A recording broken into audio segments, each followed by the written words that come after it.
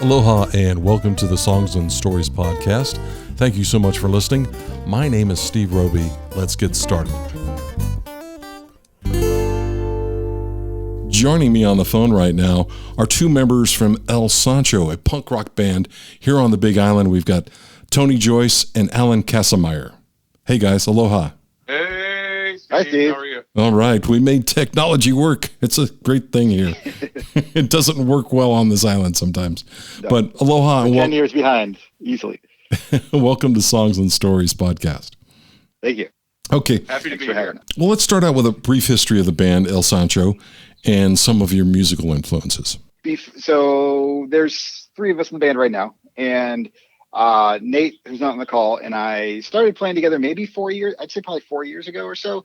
And I met him through a mutual friend, and we started playing he wanted to play country music, but kind of have a punk rock side to it, because he figured there's nowhere to play punk rock music on the island. Nobody likes punk rock music on the island. So why not play country? Because everybody likes country music, right? So over time, I realized I'm really not good at the chicken picking guitar, but I am pretty good at power chords. So it just kind of turned into regular old punk rock. And we had some people playing various types of percussion over the time. And then we realized we need a real drummer. And we didn't know any drummers. But I knew Tony, who's not a drummer. But Still not a drummer. I knew that he is up for anything. So I said, Tony, you're going to be the drummer. He said, but I don't play drums. And I said, yes, you do. And you do quite a good job, I might add, too. Thank you. Yeah. So for a guitarist, I try my best. Yeah. Yeah. So I think, Tony, we've been playing together, 2 years probably? 2.5, I think. 2.5? Okay. And what about your influences? Ooh. Musical influences? Well, I'd say, when we started out, again, we had kind of the country vibe going on, and we were playing songs by the Super Suckers, band out of Seattle, that they're a punk rock band, but they definitely have this very country thing. And Nate, they're one of his favorite bands. I like them a lot too. So that was kind of an initial influence. But for me, when it comes to start writing, original music, I like old punk rock from the 80s and 90s and 70s. So, bands like the Descendants for me, and the Ramones and the Dead Milkmen, and Green Day was one of my early, when Green Day first came around, that was like one of the first bands that really hooked me as seeing them live and just being like, wow, that's awesome. Influences, I can't speak for Tony or Nate, but for me. Coming into this band as a drummer pulled me to a whole new gang of influences, if you would. The band Tempura House that I was with was more of a bluesy surf punk vibe. And that led me to the punk side of creation, being able to see it, feel it, understand it. Being in that band was influential in how I think I helped create songs with El Sancho, as well as the songs that I write for El Sancho. That was really pretty deep. I've always been a fan of The Clash. Billy Idol was one of my first favorites from back in the early 80s even. The local influence, the surf punk vibe that actually was already here with Circadian Rhythms and with Tempura House was the major influence for me as far as punk side influences. Right. When you guys played the Hilo Town Tavern with DOA and the Cutthroat Brothers, it seemed like there might be kind of some energy starting there with kind of punk rock revival, but it kind of got shut down with the pandemic shutting everything down. There was kind of more of a punk rock scene, if you will, on Oahu, right? Yeah, I think Oahu has always had a big, big for Hawaii. Not big for anywhere else, but that's where there have been punk rock bands, and that, more importantly, that's where bands go on tour. Bands historically used to always stop off in Hawaii on their way to Japan, right? So to do the tours in the 80s, and that's just like, and then once there were direct flights to Japan, Hawaii still became a destination. But there's regularly, until this year, 2020, there've been lots of there's always bands like. And I've flown to Oahu a few times to go see bands. I've flown to Maui to go see bands because they don't come here, right? And so that DOA show, that was the first time a mainland punk rock band had come to the Big Island in over 10 years, as far as I understand.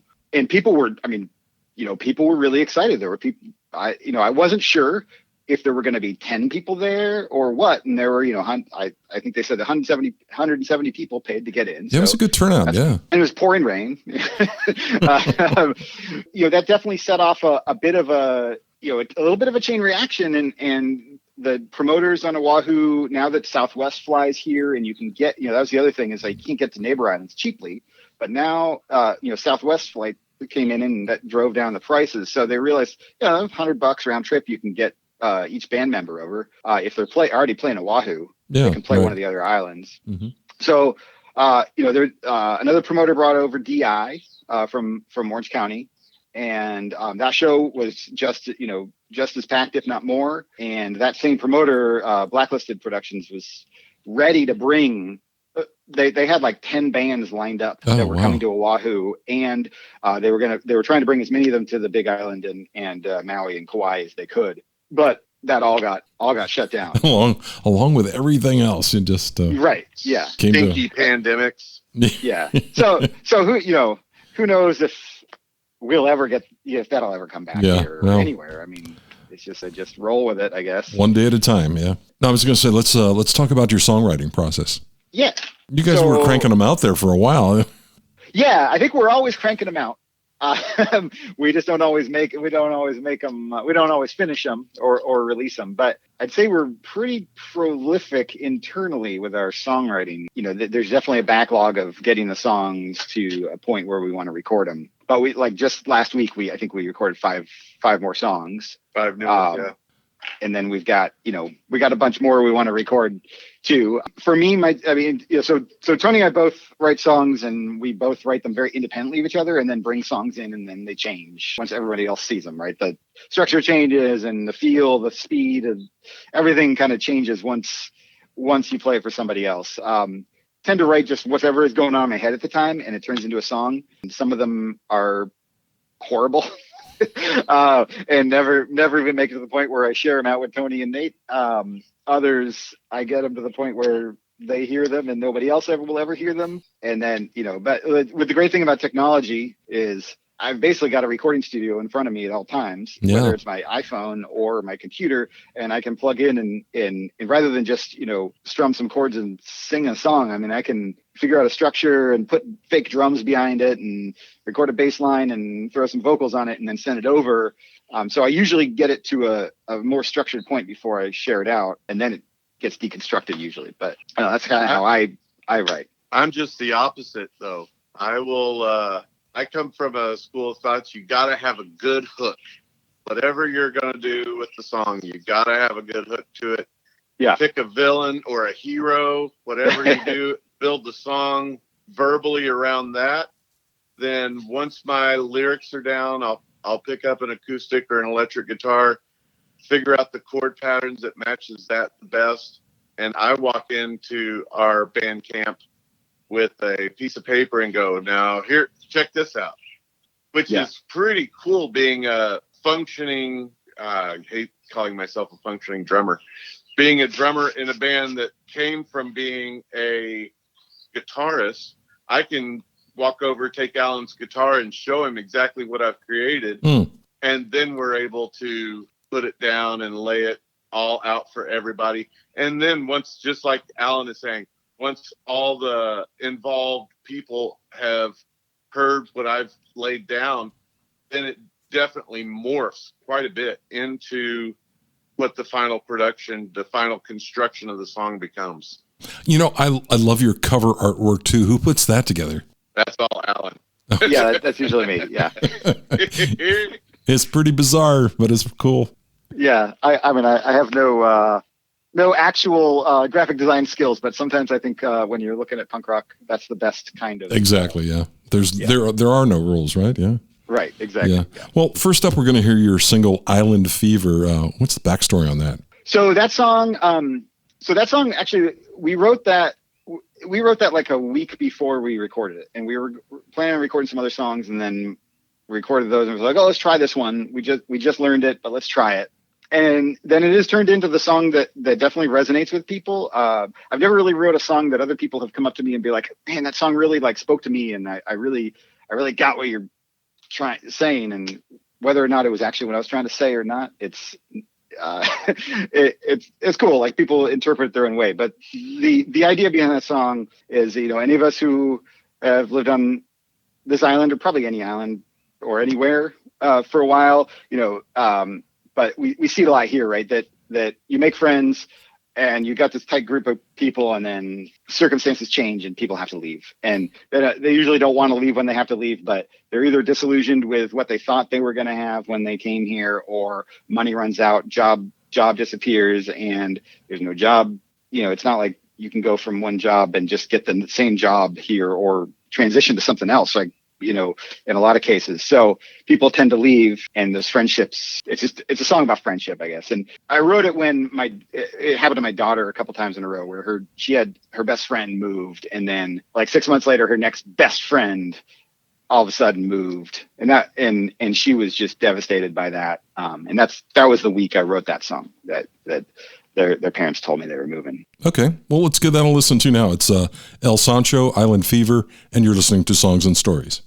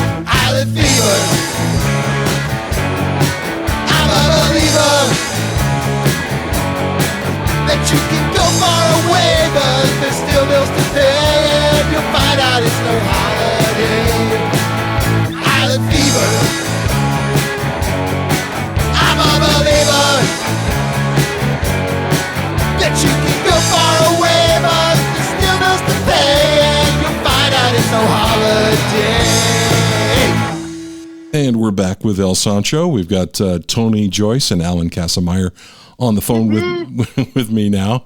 And you guys are on different parts of the island, or are you kind of close by? Or we're 4 blocks away from each other. Oh, okay. Well, you could have just shouted over the. And that happens sometimes. That happens. Yeah, and so the three of us live. I mean, he's exaggerating a little bit. I live about 3/4 of a mile away. Nate lives like 6 houses down from Tony. Are you guys originally from the Big Island, or where'd you come from? Well, Tony's been here the longest, so you can start that. I have been here 27 and a half years on the Big Island. Moved here from Hot Springs, Arkansas. Yeah, Southern kid moving to the Big Island as a scuba instructor. Wow, that's a big move. Yeah, it's huge. A 21-year-old kid. What was I thinking? Just been living the dream, doing the dive instructing thing, and then about 22 years ago got my captain's license and dove and captained for a long time, and now I'm just focusing on the captain side. Got my own charter company in Kauai High Harbor. All right. And living the dream and playing punk rock music every chance I can. Cool. Yeah, and I've been here. I think I moved here from California about 7 years ago, from the Bay Area. And then Nate's originally from Oregon. I think he moved here maybe 12 years 12 ago. years ago. Yeah. 12 years ago. Yeah. We touched on this earlier, but what was it like playing with the Cutthroat Brothers and DOA? That must have been a gas, right, you guys? It was amazing. The point of that story is we were the only on-island band for that show, so they were stuck or fortunate, whichever side of the ball you're on, to get to use our gear. And just watching these guys that have been playing punk music since damn near when I was born to come and reset my drums up the way that they wanted to have them set up, tweaking the bass rig or tweaking one of the guitar rigs to the way that they needed it to happen for them was pretty impressive to me. It was like, oh, wow, that's pretty cool. I see how you do that. And they're like, oh, wow, I see why you're doing that. And I'm like, oh, okay. So it's just a pretty fair balance of mutual admiration, I think. Yeah, and for me, the Cutthroat Brothers, I've known Jason. I met Jason shortly after I moved here, I think. And so we've been friends. It was really nice to play with his band since he's here, but the band is not here and they've never played here before. Just being that we've never played. That was the first time we were able to play. We were really able to turn it up loud. Isn't that nice? So it was awesome. Oh my gosh, it was awesome. I just loved it. Yeah, it was super fun. So it was a ton of fun. I mean, I'm so glad we got to do that. And a month later, or 2 months later or so, DI came and played and gave us. We were able to say we have played with every touring punk rock band that has been here in the last 10 years. It's congratulations. But with all and both of them. Yeah. All right. Well, we were talking about the pandemic earlier, and how has it affected your music plans for this year, and how have you adapted? Well, our music plans were to keep making music and hopefully play some shows. And we definitely took a break from in-person practice for a while until once our Big Island cases came down to 0 and stayed there for a week, we started practicing again, and it's kind of gone back up, but we still practice. We thought we'd be playing more shows. Obviously we're not. So we started putting out some singles during that time. Big Island Music Magazine has featured very we appreciate that. So those are all things we've either recorded that we started recording before the lockdown, how it started, but we didn't finish, or songs that actually I just recorded myself. And I faked the drums on them. Don't tell Tony. Don't tell Tony. Don't tell Tony. Well, you've got a few music videos too, right? Yeah. I mean, and they're things I just kind of crammed together. We had some video from the last couple shows we played of just people's cell phone things, so I was able to splice little pieces of that together with some other stuff. Well, that's all it takes, right? Yeah, exactly. Yeah. Well, up next, we're going to hear How to Kill a Zombie. There's got to be a story behind how do you kill a zombie, right? Absolutely there is. Okay, tell me. We had laid down the initial fundamentals of the song just in time to get it out for the DI show at Hilo Town Tavern. That was in February. That was right at the start of this March. global pandemic. Yeah, March 7th. That whole thing. Oh, March 7th. That's right. Not February. It was based a lot upon this world was coming into as virtual as we can possibly get to a zombie apocalypse, and how nothing that we've ever studied or prepared for could ever get us to understand what it would be like to kill a zombie. So this song prepares you, or? No, the song doesn't prepare for it. It just lets you, it helps you to understand nobody knows how to kill a zombie. Oh, okay. Yeah. Although I've seen a few lately on the streets there. Yeah. Well. Okay, let's play that now. Here's How to Kill a Zombie by El Sancho on Songs and Stories.